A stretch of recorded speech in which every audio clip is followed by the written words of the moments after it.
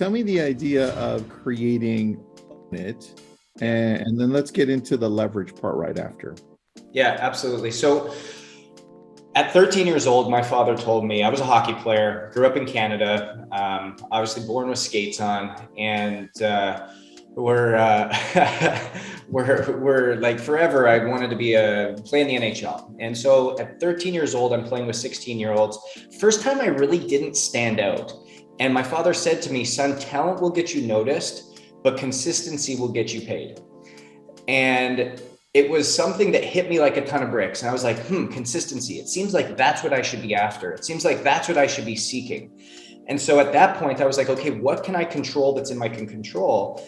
And I went down this deep rabbit hole. At 13, 14, 15 years old, I started to read every medical journal you could, knew the glycemic index inside and out, was reading every research article I could on sleep, nutrition, exercise, recovery, was wearing heart rate monitors to sleep, was wearing blood oximeters to understand how my body was processing oxygen, was wearing Brave lane sensors. And ultimately, I started to live in accordance to like optimizing my health, because that was the best way that I could show up in the most consistent version. And so I came from there to get, ultimately it guided my educational path through everything through my bachelor's degree to my master's degree to my postgraduate research in heart rate variability, sleep, and recovery science, and blessed me with a 15-year career in the National Hockey League and the NCAA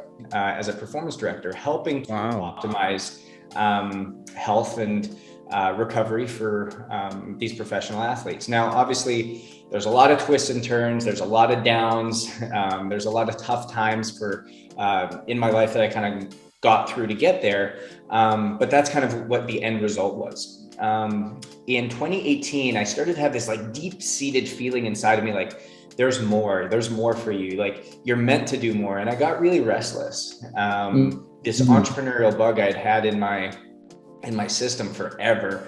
But I never considered myself an entrepreneur. I never saw myself as an entrepreneur. I just saw myself as this nerd and performance guy that dealt with professional athletes. And quite frankly, my ego would not let me leave the National Hockey League. I needed that NHL logo on my chest. I needed that team logo on my chest to be worth anything. And I went to a speech that Magic Johnson gave in 2018, and he talked about his last year. He was signed in the Lakers. He asked for the emails and phone numbers of those that had seasons tickets on the floor. And he made it his mission the last year and a half to take every single one of those people for lunch. Nobody's going to turn down a dinner with Magic Johnson. So he went with the key point of like learning from them. They've all been successful. They're all entrepreneurs. They're all business people. And to this day, about 20 of them are still his business partners. And wow. So I was like, you know what? I'm blessed to be in the National Hockey League. And so I had to pick myself up because I was like, I'm going to quit. I'm going to leave. I just been through a divorce. My life was completely imbalanced. I had no energy management whatsoever. And my life was a disaster.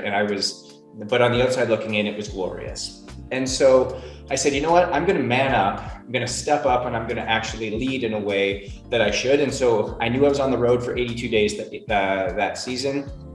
I was like, I'm going to meet with 50 entrepreneurs in every city I was in. So I headed to where? LinkedIn. That's where everybody lives. And so I started cold emailing people or messaging people who were successful in these cities that we were traveling to. And I said, hey, this is who I am. This is what I'm looking to do. Would you take a lunch with me? Well, I sent out probably 120 messages. I got 85 responses, and 75 people said yes. And so over the course of that year, I met with about 75 people and took them all for lunch. And the funny thing is the moment people started to say, like, I came to them for help, they were like, you are the performance director for an NHL club. Like, can you help me with the exact same way you helped me? I was like, I guess so. And so I ended up with like 50 private clients. And that shot this like amazing realization that like people want more energy. People want people are struggling with this. They don't know how to sleep. They don't know how to act in accordance to what their body's asking them. They don't know how to listen to their body. They're so stressed that it's creating chronic health issues that they don't know how to overcome. And I have the answer and solution. Wow, let's make it a mission. So